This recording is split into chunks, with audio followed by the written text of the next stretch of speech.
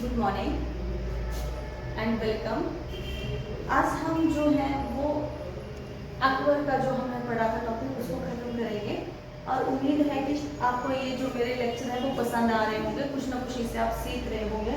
देखो किसी बच्चे का मुझे मैसेज आया था कि मैम क्या ये जो आप लेक्चर दे रहे हो इससे हम पास हो जाएंगे।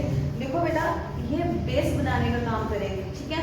अब सारी चीजें मैं आपको वीडियो में प्रोवाइड नहीं करवा सकती हूँ, लेकिन हाँ ये बेस बनाने का काम करेंगे। आप 80% सिलेबस जो है मेरे इन वीडियो से आप तैयार कर सकते हो, इतनी गारंटी मैं देती हूँ। लेकिन हाँ आप बोलोगे सिर्फ आपको यही लेक्चर देखनी और इसी से तैयारी करनी, तो नहीं बेटा, आपको बुक उठानी पड़ेगी। देखो हम भी बुक से पढ़ते हैं, टीचर कोई भगवान नहीं होते, अंतर्यामी नहीं होते कि आंखें बंद करी सब कुछ आ गया।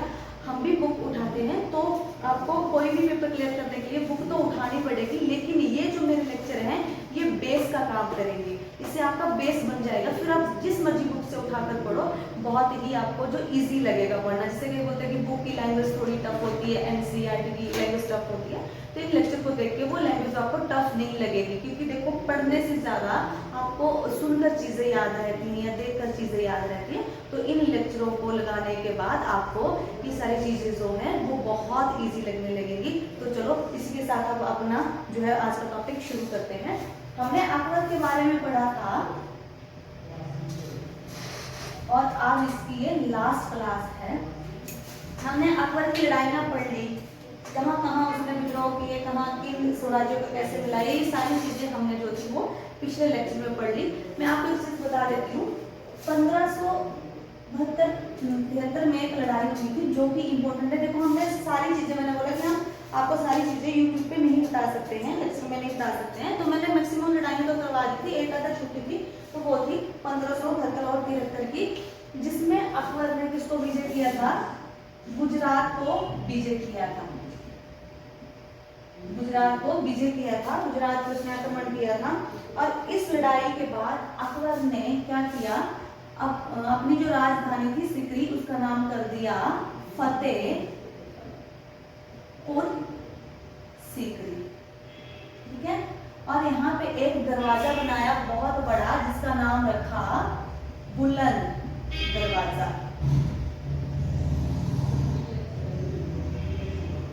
ठीक है। ये था इसमें में। अब हम पढ़ते हैं अकबर की राजपूत नीति, ठीक है। हमने कल आपको बताया था कि अकबर जानता था कि एक विशाल साम्राज्य की स्थापना के लिए राजपूतों का सहयोग, राजपूतों की सहायता बहुत जरूरी है। इसलिए उसने कई जो राजपूत क्षेत्र थे वो तो युद्ध करके जीते, और कईयों के साथ उसने मैत्रीपूर्ण या विवाह संबंध स्थापित किए। और आज हम वही अकबर की राजपूत नीति पढ़ते हैं। अकबर की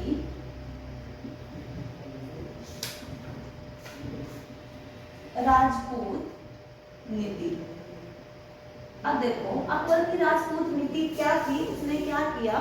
सबसे पहले उसने क्या किया? समानता का व्यवहार, ठीक है। अब आप देखोगे अकबर से पहले दिल्ली के जितने भी शासक थे उनका जो था हिंदुओं के साथ जो व्यवहार था उतना अच्छा नहीं था। तो अकबर ने क्या किया कि उन्होंने सभी को जो था समान दृष्टि से देखा, समान रखा, ठीक है। तो उन्होंने सभी के साथ, हिंदू मुसलमानों के साथ समानता का व्यवहार किया, ठीक है। और दूसरा था विवाह संबंध। अब उन्होंने राजपूतों के साथ, हिंदुओं के साथ विवाह संबंध स्थापित किए। और आपको पता है कि सबसे पहले उसने किसके साथ विवाह किया था? जोधा, अम्बेर की जो राजकुमारी थी जोधा। उसके बाद उसने बीकानेर की राजकुमारी और जैसलमेर की राजकुमारी से भी शादी की, जो भी राजपूत थी, ठीक है। और उसके बाद उसने अपने बेटे सलीम का विवाह भी एक हिंदू राजकुमारी से किया, मानबाई। और मानबाई कौन थी? भगवान दास की बेटी। कौन थी? भगवान दास। कौन थे भगवान दास? ये जोधा के भाई थे, राजा भारमल के बेटे थे। तो उन्होंने शिलिंगियन की जहांगीर का विवाह किसके साथ किया? मानबाई, और मानबाई भगवान दास की बेटी थी। ठीक है ना। उसके बाद आता है उच्च पद। ठीक है, उच्च पद। अब उसने अकबर ने क्या किया कि अकबर ने योग्यता के अनुसार हिंदू और मुसलमानों को उच्च पदों पर नियुक्त किया। ऐसा नहीं था कि उसने सिर्फ मुसलमानों को उच्च पदों पर नियुक्त किया, उन्होंने हिंदुओं को भी उच्च पदों पर नियुक्त किया था। उसमें से एक तो भगवान दास हैं। ठीक है, कौन? भगवान दास, फिर मान सिंह हो गया, और कौन था? टोडरमल, बीरबल। बीरबल तो हमेशा उनके साथ ही रहता था, है ना? बीरबल और टोडरमल, ये तो उनका राजस्व अधिकारी। ठीक है, यानी कि बेटा ये ना पेन बहुत लीक कर रहे हैं, प्लीज इनको कुछ करो। ठीक है, जो मैं इसको यही रख देती हूँ, कोई बात नहीं, को। ठीक है, कौन थे? भगवान दास, मान सिंह, बीरबल और टोडरमल। आपने देखा होगा भगवान दास और मान सिंह जो थे वो शादी के टाइम उनके साथ आए थे, और बीरबल उनके जो इसको बोल सकते हैं कि एक प्रधानमंत्री था उनका। ठीक है, और टोडरमल जो था उसका राजस्व मंत्री था, यानी कि टैक्स के बारे में जितनी भी डिटेल या टैक्स कलेक्ट करना वो सारा इन पे। ठीक है, आगे आता है इनका धार्मिक स्वतंत्रता। धार्मिक स्वतंत्रता। अब जो था अकबर ने हिंदुओं को धार्मिक स्वतंत्रता प्रदान की। ठीक है, यहाँ से शायद दिख नहीं रहा, मैं लिख देती हूँ, धार्मिक स्वतंत्रता।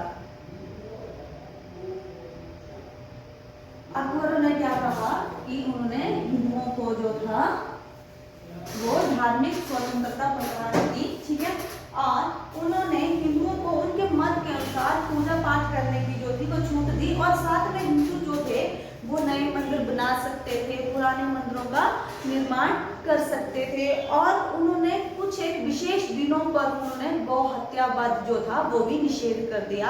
गौ हत्या वध नहीं होगा। कुछ जो हिंदुओं के जो स्पेशल डेज रहते हैं जैसे नवरात्रि या कुछ इस तरह से, तो उन्होंने उस पर गौ हत्या का वध भी निषेध कर दिया। तो ओवरऑल देखा जाए हिंदुओं ने अकबर ने हिंदू और मुसलमानों को एक करने की बहुत ज्यादा कोशिश की थी। ठीक है, अब पांचवा आता है इनका, इन्होंने देखो हिंदुओं पर लगता था जजिया कर। ठीक है, जजिया कर लगता था, और एक लगता था उन पे तीर्थ यात्रा कर। तीर्थ यात्रा कर। ठीक है, इन पे जजिया और तीर्थ यात्रा कर लगते थे। तो देखो 1563 में उन्होंने क्या किया? तीर्थ यात्रा कर को खत्म कर दिया, और 1564 ईस्वी में उन्होंने क्या कर दिया? जजिया कर को भी खत्म कर दिया। ठीक है, जजिया एक धार्मिक कर हुआ करता था जो कि हिंदुओं से लिया जाता था। ठीक है, आप देखो उन्होंने एक करने के लिए ही क्या किया था? हिंदू मुसलमानों के सभी धर्मों के बारे में जानने के लिए, उनसे अच्छी अच्छी बातें सीखने के लिए, उसे अपने जीवन में अपनाने के लिए उन्होंने क्या किया था? एक भवन बनाया था धार्मिक। ठीक है, क्या किया था उसने? धार्मिक भवन बनाया था, जिसका नाम क्या रखा था? इबादत खाना। क्या था? इबादत खाना। ठीक है, यानी कि इसमें सभी धर्मों के लोग जो थे वो आया करते थे, और ये कब हुई थी? 1575 ईस्वी में। क्लियर हो गई? देखो उन्होंने इतने सारे काम किए, उन्होंने सभी को एक समान दृष्टि से देखा, विवाह संबंध बनाए। ठीक है, सारी चीजें। ठीक है, आज दरवाजा बंद करो प्लीज। ठीक है, तो ये सारी चीजें अकबर ने की, और उससे भी उन्होंने ऊपर उठकर एक बहुत अच्छा काम किया। वो क्या था? सामाजिक सुधार किए। क्या किए? सामाजिक सुधार। देखो उस टाइम हमारे भारत में, हमारे समाज में ऐसी बहुत सारी कुरीतियां थी। ठीक है, जैसे आप मान सकते हैं सती प्रथा। क्या होती है सती प्रथा? जब उसकी हस्बैंड की डेथ हो जाती है तो उसको जिंदा जलाया जाता है। हाँ, प्रथा। ठीक है, उनको जिंदा जला दिया जाता। तो हिंदुओं में उस टाइम ये बहुत बड़ी कुरीति थी, प्रथा थी। देखो जरा सा आपको जरा से भी कहीं से आप जलते हो तो कितना कष्ट होता है। तो एक जिंदा को जलाना, जबरदस्ती उनके साथ जलाना, कितना कष्ट सहती होंगी वो महिलाएं, ठीक है। सती प्रथा, उसके बाद क्या था, बाल विवाह, ठीक है, बाल विवाह की प्रथा भी उस टाइम थी हमारे समाज में, ठीक है। और विधवा पुनर्विवाह निषेध था, यानी कि विधवाएं जो हैं वो पुनर्विवाह नहीं कर सकती। कितनी बड़ी कुरीति है। अगर आपने देखा होगा, सुना होगा, जाना होगा, जैसे हमारे बुजुर्ग हैं, हमारा दादा दादी कई बार बोलते हैं कि हमारी शादी इस उम्र में हो गई थी। मेरी दादी खुद बोलते हैं कि मेरी शादी 7 साल की उम्र में होगी। तो वो क्या था, बाल विवाह था। जो टाइम उनके खेलने का था, जिस टाइम उनके हाथों में खिलौने होने चाहिए थे, उस टाइम उनके हाथ में क्या, एक जिम्मेदारी सौंप दी जाती है ससुराल की, ठीक है। तो एक बहुत बड़ा अभिशाप था समाज के लिए कि बच्चों का जो था वो बचपन ही छीन लिया जाता था, ठीक है।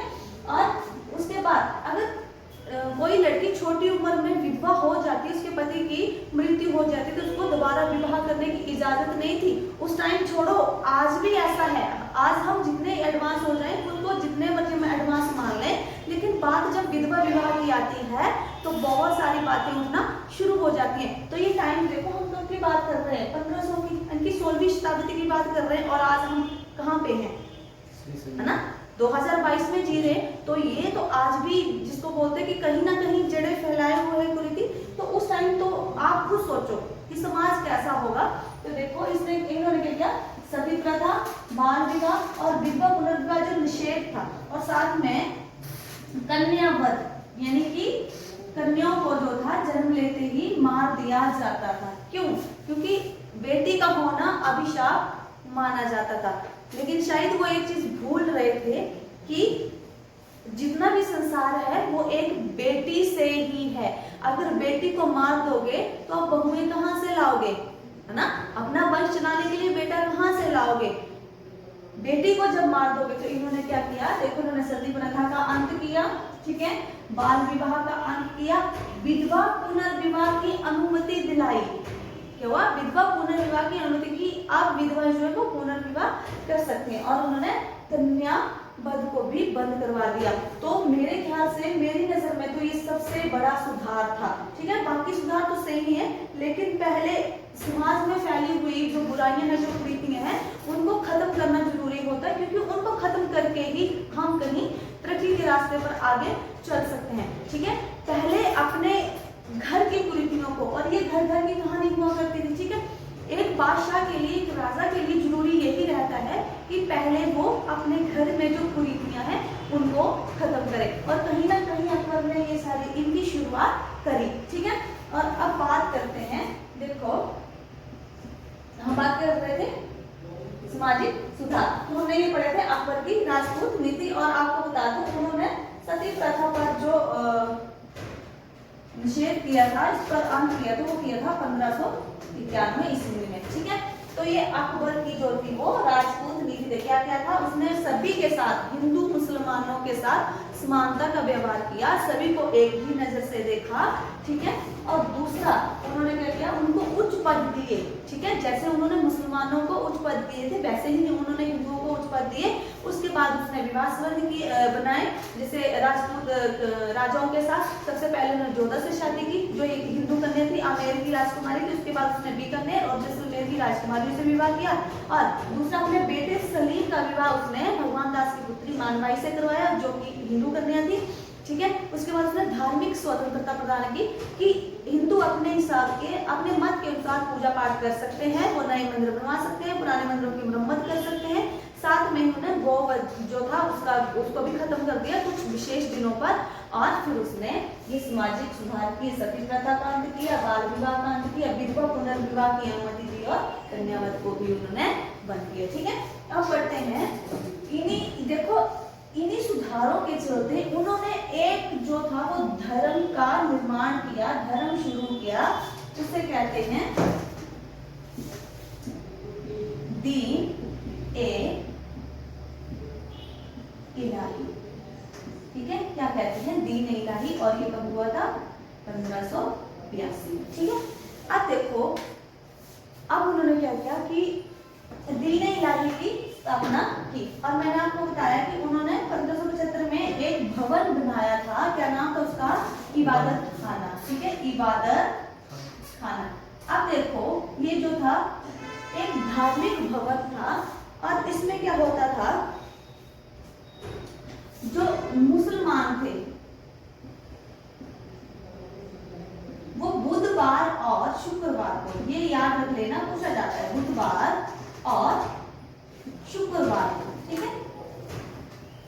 क्या किया, जो इन्होंने धार्मिक भवन बनाया वहां पे 2 दिन बुधवार को शुक्रवार को जो मुसलमान विद्वान थे उस टाइम के, वो अपने धर्म पे वाद विवाद करते, ठीक है, अपने धर्म पे वाद विवाद करते, यानी कि उनके जो धर्म के बारे में डिस्कस करते। लेकिन थोड़े टाइम के बाद क्या हुआ कि इन्होंने आपस में लड़ना शुरू कर दिया, ठीक है। तो जो अकबर था वो उनके व्यवहार से तंग आ गया, ठीक है, क्योंकि यहाँ पे देखो धर्म से रिलेटेड कैसे सुधार करना है, क्या करना है, धर्म कैसे फैलाना, इस तरह की जो बातें थी वो करते। लेकिन बाद में उन्होंने खुद आपस में ही झगड़े करना शुरू कर दिए, जिससे कि अकबर जो था वो उनसे तंग आ गया। अब उसने क्या किया, पहले सिर्फ मुसलमान आते थे इसमें, मॉन्टन आते थे, उसने हिंदू, पारसी, जैन, बौद्ध सभी को इसमें बुलाना शुरू कर दिया।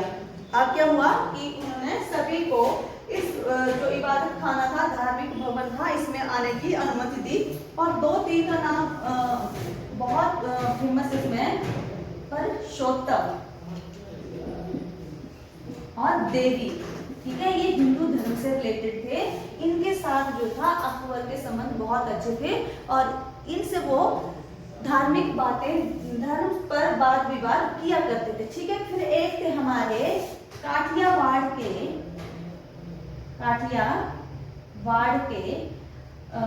हरि विजय सूरी, ठीक है।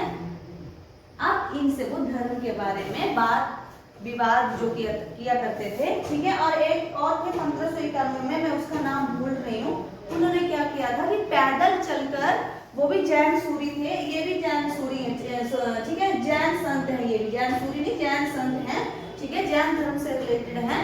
तो 1591 में उसका नाम भूल रही हूँ, मैं आपको बता दूंगी।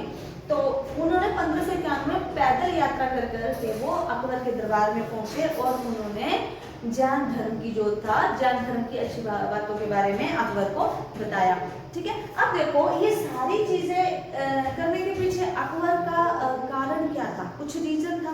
हर एक बात किसी न किसी कारण से होती है, तो क्या कारण था?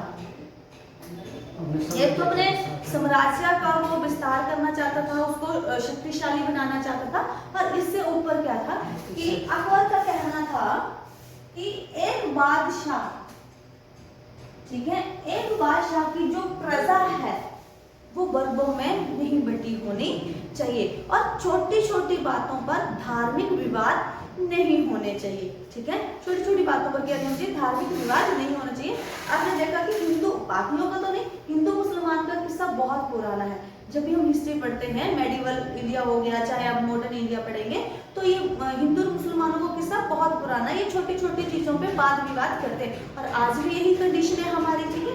हिंदुस्तान पाकिस्तान की यही कंडीशन है कि छोटी छोटी चीजों पर जो है वाद विवाद, लड़ाई झगड़े जो है होते रहते। तो उनका मानना था कि एक बादशाह के अधीन रहकर लोग विभिन्न वर्गों में ना बटे, ठीक है, और छोटी छोटी बातों पर जो वो वाद विवाद ना करें, ठीक है। और इसीलिए उन्होंने ये सारी चीजें, धार्मिक भवन का निर्माण किया जिसे इबादत खाना बोला गया और उस इबादत खाने में सभी धर्मों के लोगों को बुलाया जाने लगा।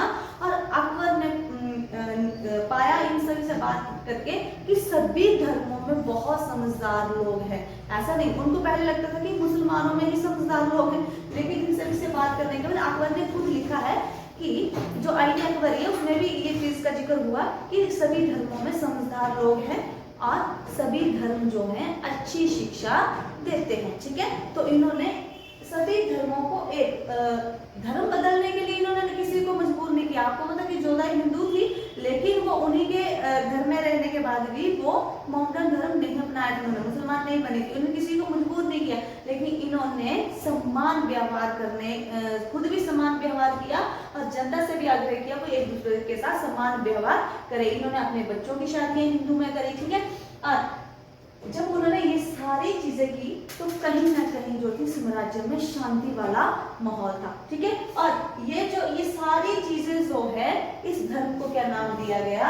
दीने ए इलाही। और कईयों ने जैसे वर्णी वगैरह ने इनकी आलोचना भी कही और कहा कि अकबर काफिर हो गया है, ठीक है, उसने इस्लाम को त्याग दिया है। देखो जैसे हम ही कोई ऐसा काम करें हिंदू धर्म से अलग हटके, तो फिर कहीं ना कहीं बातें होना जो है वो संभव होता है, संभव है कि बातें होंगी। तो अकबर के आलोचक भी रहे, लेकिन आप अगर एक राजा की तरह, एक बादशाह की तरह देखें तो उसने अपनी प्रजाओं को जोड़ के रखा, जो कि राजा का कर्तव्य होता है, ठीक है। तो ये था अकबर के बारे में। और अकबर के बारे की जितनी भी क्लासेस थी आप उनको पीछे देख लेना, जिसने नहीं देखी आप देख लेना किसी, ठीक है। तो फिर आपको नई क्लास देखने से कुछ नहीं आएगा, पहले पुरानी क्लासेस देखो तभी आपको पता लगेगा। धन्यवाद।